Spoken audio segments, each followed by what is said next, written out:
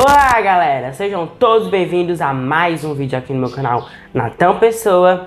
E hoje, finalmente chegou o vídeo mais aguardado do canal.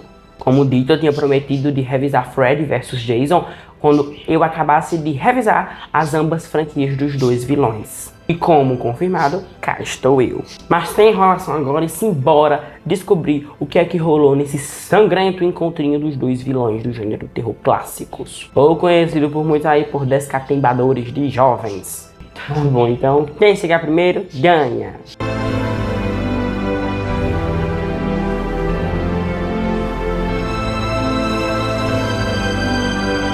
Freddy vs Jason foi inspirado em vários encontros de outros vilões do gênero terror na época, mas principalmente pelo desejo dos fãs de querer esses dois vilões de clássicas franquias de horror lutando um contra o outro em um filme único. Só que isso era uma ideia já falada desde o filme original de A Hora do Pesadelo. Mas aí para isso acontecer tinha um pequeno probleminha, já que os direitos de A Hora do Pesadelo pertenciam à New Line Cinema. E os direitos de Sexta-feira 13 pertenciam à Paramount. E até se as duas empresas se entenderem, né, e querer uma fazer acordo com a outra, iria demorar por um bom tempo. Mas aí no final tudo acabou dando tudo certo e os direitos de Sexta-feira 13, que pertencia à Paramount, acabam pertencendo à New Line Cinema, juntamente com A Hora do Pesadelo, que já era original da New Line. Então quando lançou Jason Vai para o Inferno, a última sexta-feira, ali já estava pertencendo à New Line Cinema. A partir desse filme já pertencia à New Line Cinema. Então o que a empresa queria, porque queria, era um filme dos dois vilões. Só que tinha que ser o mais criativo possível. Então durante ali a década de 90, 18 roteiristas enviaram suas ideias, que eram de vários tipos. Sem falar que eram ideias uma melhor do que a outra. Então aí chegou 2001 e depois desse tempo todinho escolhendo o roteiro, dois cabinhos lá foram contratados pelas suas grandes ideias. Um tal de Damien Chazelle e um tal de Mark Swift, que de acordo com eles entendiam bastante das duas franquias. Mas o melhor desses roteiristas era que a história que eles estavam produzindo para o filme não iria demorar nadinha para os dois vilões se enfrentarem um contra o outro. E confirmados para escrever esse filme, faltava apenas a direção, que foi mais um problema, já que tinham 40 nomes de diretores disponíveis para esse filme e os produtores executivos estavam entre esses 40 querendo apenas um, obviamente. E depois de tanta enrolação, um dos roteiristas indicou o diretor Ronnie Yu, que acabou negando o convite porque não tinha assistido nenhum filme das ambas franquias. Só que aí depois dele ter uma conversa com o Robert Shaye, o dono da empresa New Line Cinema, Robert Shaye falou que era isso exatamente que eles queriam. Uma ideia totalmente diferente. No que ele acabou aceitando, recebendo a ajuda de Jeff Skitz, que conhecia tudo sobre as duas franquias e estava disposto a ajudá-lo. E aí, com um orçamento mais ou menos tremendo, pelo menos para a época, de 25 milhões de dólares, as gravações duraram cerca de 52 dias, contando com a volta do ator Robert Englund como terrível vilão Freddy Krueger. Mas infelizmente sem a volta de Ken Ruday como Jason. Ele que já estava há 4 filmes de Sexta-feira 13 no papel do Jason. E que aqui foi substituído por Ken Crisgan, chegando assim em 15 de agosto de 2003 fora do Brasil. E aqui no Brasil demorou só um pouquinho, chegando no Halloween em 31 de outubro de 2003. E a história, ela narrava o seguinte. O filme começa com o terrível vilão Freddy Krueger contando que era um assassino de crianças perverso, ou até algo a mais se brincar. Até que um grupo de pais querendo justiça tacaram fogo na casa do monstro, o matando torradinho. Depois que o infame morreu, ele voltou aterrorizando jovens durante os sonhos e causando medo neles, assim ganhando força para poder matá-los também. Só que acabou sendo derrotado e esquecido. Então se ninguém lembra, também não tem medo. E se ninguém tem medo, ele não tem força mais para voltar. Lá no inferno, Freddy estava de boa quando se depara com um assassino terrível que morre e ressuscita o tempo todo. Um homão chamado Jason Voorhees. Freddy então aproveita que Jason está sonhando que persegue uma mulher pelada no mato e se transforma na mãe dele, que manda o mesmo ir atormentar a Elm Street 1428. pois só assim as pessoas achariam que o Fred haveria voltado e só assim ele ganharia força novamente. Em uma bela noite em Springwood, na Elm Street, quando os roteiristas parece que esqueceram que na cidade não tinha mais um pingo de jovem desde o capítulo 6 de A Hora do Pesadelo, durante esses 4 anos já reestruturaram toda a cidade novamente, novas pessoas foram morar lá, né? Vai saber. Agora na Elm Street 1428 mora uma moça com cara de sonsa chamada Laurie. Nessa noite ela estava com os amigos dela de boa, até que a amiga dela termina de limpar o grude e decide uma passadinha no quarto do boy, quando se depara com ele todo descatembado na cama, lavado de sangue. E daí é tiro, porrada e bomba, sai todo mundo desesperado da casa, até que a polícia chega e investiga o local, e parece que o plano do Fred funcionou, já que o nome do Fred começa a ser falado por aí. E o primeiro a receber uma visita do vilão é a Laurie, que dorme na delegacia e toma um susto com o mesmo. Depois é a vez do amigo do homem que morreu. Ele é atacado, mas não dá em nada, já que o Fred não estava forte o suficiente. Ainda o cabo acorda, só para encontrar a cabeça do pai dele arrancado e logo após servir de tinta de parede da melhor marca. Logo após, sabemos que os últimos jovens que tiveram contato com Fred nos últimos anos estão todos internados em um hospital psiquiátrico onde tomam remédios para não sonhar. E quem está nesse hospital é o Will, o namorado da Laurie, que foi internado sem ninguém saber.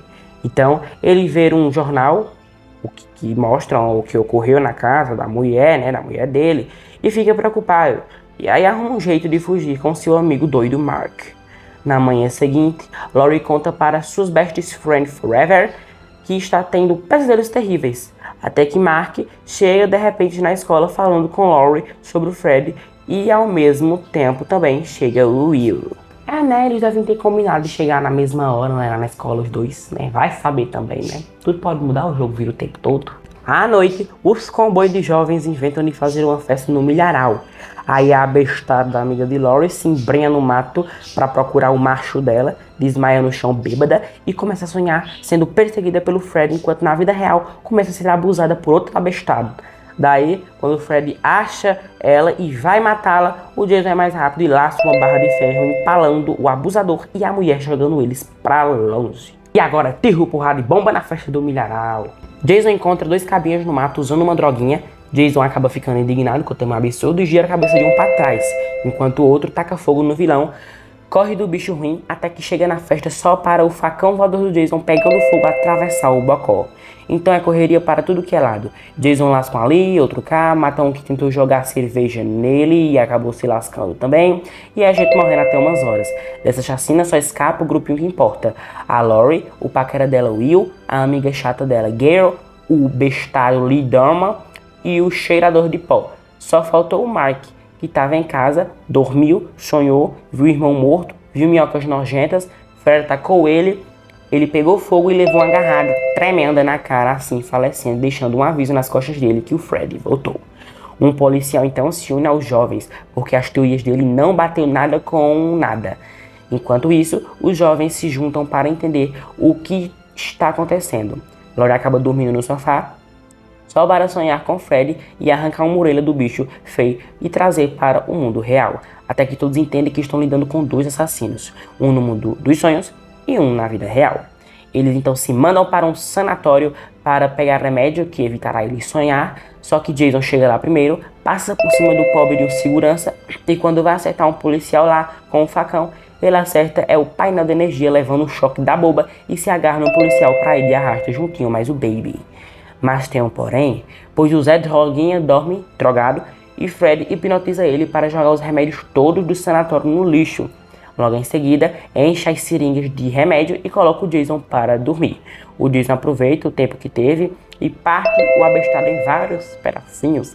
Jason dorme, assim sonhando com Fred. E aí a luta começa. Jason arranca os 2 braços do Fred que crescem segundos depois. Aí Fred arremessa o facão do Jason longe. Aí ele usa o poder de telecinese do Jason, metendo ele e o facão ao mesmo tempo. Depois Fred começa a jogar o Jason para cima e para baixo como um brinquedo e termina a luta arremessando um latão em cima do filho da Pamela. Mesmo assim, Jason se alevanta, só que Fred sabe que ele tem medo de água, até que vira um molequinho medroso. Estranho, né? Ele já atacou em lago, já atacou no meio de chuva e nunca teve esse pantinha, agora inventou moda. Tá, então os jovens do mundo real levam Jason em um carro apagado, assim, levando o assassino para o acampamento Crystal Lake, em Nova Jersey. Laurie então sonha e vê o Jason, que era pequenino, sendo jogado pelos bestas do acampamento no lago. Laurie tenta ajudá-lo, mas toma um susto com a feiura do bichinho. Nisso, Freddy surge na água e dá um trato no pobre, que acaba acordando dentro da van, na mesma hora que chega em Crystal Lake. Freddy fica indignado, leva Laurie para casa ao Street 1428, mostra como matou a mãe dela e cata a pobre para acertar as contas. Só que no mundo real, o povo também estão sendo lascado, já que o Jason está perseguindo eles. Quando lasca um no ferro, lá que falece, aí quando o Will tenta tirar a Laurie da casa que está pegando fogo, a mão dela passa no fogo e ela acorda puxando o Freddy para o mundo real também. Ficando assim os dois vilões cara a cara no mundo real. Então os dois se enfrentam na frente dos jovens. Jason mete o cacete no Freddy, só que Freddy tira satisfação com a Laurie, pois foi ela que trouxe ele para o mundo real.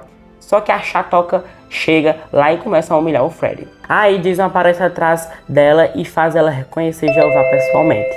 Daí a luta dos dois continua, até que Freddy dispara blocos de oxigênio no Jason, que arremessa ele longe. Depois que se levanta, Freddy joga vergalhões no pobre e fura ele todinho. Até que uma caçamba de areia vem com tudo e arremessa os dois vilões no pier. Jason se levanta e mete o facão no grudento. Só que Freddy tora os dedos do Jason e toma o facão lascando nele também. Porém, a Laurie com o Will taca fogo no pier, e quando o Freddy se distrai, o Jason mete a mão dentro do Freddy, arrancando o braço do bicho feio. E Freddy devolve, metendo um facão no cabo de penha. Até que o fogo pega em um reservatório lá e explode tudo, jogando os vilões longe no lago, enquanto Laurie e Will mergulham de boa na lagoa.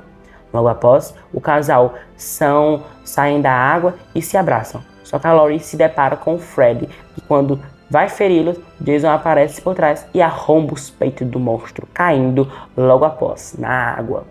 Logo em seguida, Laurie pega a faca e arranca a cabeça do vilão Freddy fora.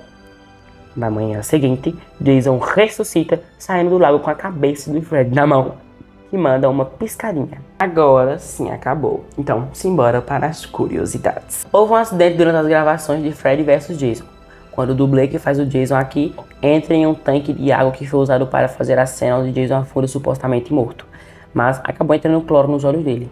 Esse cloro foi usado para dar um aspecto de um lago, que seria onde o Jason falecia. Gente, como eu já falei milhares de vezes, é normal que tenha 77 gravações, até porque é muitas pessoas, são muitos equipamentos, são muitas máquinas, são muitas cenas que usam movimentos de cordas, fios, e existem muitos experimentos que fazem para o filme ficar o mais real possível. Então é normal, super normal acontecer acidentes em sets de gravações, mas é bom sempre evitar para que não aconteça. Evitar da melhor forma possível. Da melhor forma possível. É bom os diretores, produtores executivos, roteiristas e os atores, principalmente, evitarem que não aconteçam esses acidentes, que muitas vezes podem ser trágicos, porque já aconteceu o acidente de pessoas morrerem, né, em sets de gravações. Tem muitos filmes aí baseados em fatos reais, até de terror, que já aconteceu esse tipo de tragédia. O ator Robert Englund fez novamente o vilão Freddy Krueger aqui no Freddy vs Jason. Só que foi um trabalho muito demorado, já que teve que fazer as próteses no rosto do ator. E era uma prótese tão boa que nas cenas em que envolvia fogo, o ator nem sentia o calor. Óbvio que ele só sentia depois que retirava as próteses, já que havia derretido no rosto do mesmo. Uma coisa que não podemos negar de nenhuma forma é que as maquiagens desse filme aqui de Freddy vs Jason estão encantadoras, perfeitas, até demais. São tão boas, como eu falei aqui na Curiosidade 2, que eles nem sentiam o calor nas cenas que usavam ali, as cenas de fogo, né, como a gente viu no final do filme, no resumo, e que são cenas que deram baixo de um trabalho e as próteses nem deu pra sentir absolutamente nada. Isso poderia até, se brincar, ter ajudado a sentir, né, a adrenalina, né, a adrenalina da coisa ali ajuda muito nessa questão também. Houve uma confusão nos bastidores de Freddy vs Jason, onde uma das atrizes não queria fazer cenas de nudez. Aliás, estava proibido fazer esse tipo de cena. Aí o diretor ficou insistindo para a garota fazer as cenas, até que uma hora ficou um clima estranho. Porém, acabou uma dublê ficando e fazendo a cena de nudez no lugar dessa atriz, que iria fazer, acabou não fazendo. Confusões nos bastidores, tudo mais também é muito normal. Acontece bastante, mas é sempre bom, como eu havia falado na Curiosidade 1, evitar. esses tipos de acontecimentos. Sempre é bom evitar esse tipo de ocorrido, que às vezes pode prejudicar, né, muito nas cenas de gravações, pós-produção e até mesmo no lançamento do projeto, pode prejudicar bastante. A Digital Dimension ajudou a criar 15 cenas para o filme, algumas das quais foram essenciais para mostrar o quão poderoso o Freddy realmente é, como na sequência que mostra o vilão estendendo sua sombra para atacar uma das vítimas, adolescentes. O final do filme mostra quão poderoso Jason é e o quão vulnerável Freddy está no mundo real. Freddy é decapitado e Jason leva sua cabeça embora. Quando a câmera fecha para o registro final do Freddy, a cabeça dele sorri e pisca. Esta cena foi criada com a Digital Fusion, um poderoso pacote de software de composição para desktop. Foi uma cena ali que mostrou o quão poderoso o Freddy pode ser, o quão poderoso o Jason pode ser, ambos em mundos invertidos, ambos em mundo real, porque o Jason ele é poderoso no mundo real, no mundo que nós vivemos hoje em dia. E nos sonhos, quem é poderoso é o Freddy. Então fica aquele, basicamente, empatamento entre os dois vilões. Né, no final, quem foi que ganhou? O Freddy ou o Jason? Até porque só arrancaram a cabeça do Freddy, o Freddy piscou, então ele estava vivo. Mas o Jason acabou decapitando, né? Decapitaram o Freddy, Jason apenas levou a medalha. Os elementos como um fundo esfumaçado, Jason e Freddy na frente de uma tela verde foram filmados e trazidos para o software. Os movimentos das mãos de Jason foram capturados. Uma cabeça de Freddy em 3D foi construída para acompanhar tais movimentos. E, a seguir, a cabeça de Freddy foi incorporada à cabeça renderizada. E usou-se um Fusion para distorcer o melhoramento, o movimento da cabeça rastreada. Para que Freddy piscasse, a superfície 3D subjacente foi distorcida para combinar com a ação em 2D. A Digital Dimension também foi a responsável pela mudança do plano de fundo quando Laurie cai cada vez mais no mundo dos sonhos de Freddy. Além de alterar os planos de fundo, foi feito um intenso trabalho de mudanças sutis das cores, de modo que cada quadro dessa sequência teve de ser colorido corretamente, uma vez que o trabalho procurou mostrar que as sutis mudanças de cor afetam as ilusões apresentadas no filme. Foi realmente um trabalho muito digno, ficou muito bem feito, todas essas cenas, usando 2D, usando 3D, tudo junto, acabou ficando cenas muito emblemáticas, muito conhecidas por aí, né, e famosas. Acabou ficando um filme muito bonito nessa questão de efeitos visuais. Tem uns ali que você percebe, obviamente, em várias cenas até, que são efeitos visuais, seja aí toscos. Tudo bem, para a época de 2003 a gente consegue relevar uma época um pouco já clássica, né, até porque, né, é uma época bem clássica, 2003 é o começo de 2000, então os efeitos visuais não estavam tão poderosos assim como está hoje em dia, uma tecnologia avançadíssima. Gente, como eu gosto quando o filme se sai bem ao ponto de ser tão divertido. E foi o que aconteceu aqui em Freddy vs Jason. Porque, tipo, a ideia que tiveram aqui pra esse filme dos dois vilões, a ideia pra que eles se encontrassem, o que fizesse ali pra que eles se encontrassem, foi uma ideia muito bem produzida e bem coerente. Foi um filme que se destacou bastante por ter várias ideias nessa narrativa bem aplicadas corretamente, que faziam sentido. Resumindo, bem coerente, né? Uma coisa que realmente faz algum tipo de sentido para o público. É um filme com várias mortes legais, várias cenas chamativas, vários ataques bem legais. Mas tá bom, agora a história do filme já é outra coisa, porque dá pra perceber, gente. Realmente, a história desse filme aqui é bem boba, bem tosca. Só que não é isso que importa, porque é um filme que não precisava de muito para ser perfeito. Outra coisa é que tinha as coisinhas aqui nesse filme que podia muito bem ser cortada da história desse filme, que não fazia a menor falta, fazia a menor prazer de querer saber daquilo, não tinha nem pra quê, mas tudo bem. Por exemplo, a morte, né, da mãe da Laurie, que ninguém sabe se foi alguém que matou, ou se ela se matou, ninguém sabe, mas no final descobrimos que foi o Fred que matou e tudo mais. Pra que isso? Se tivesse sido cortado o filme, não tinha feito um pedacinho, um pequenininho falta. Só que o negócio acaba piorando um pouquinho mais quando a gente vai ver os personagens desse filme. Que personagens chatos, personagens genéricos, que não tem pra que tá. Que também não é novidade nessas franquias, né? Porque o que mais tem é personagens desinteressantes, como esse filme tem. São todos insuportáveis, chato pra gota que chega cansa, e nem são desenvolvidos em nada.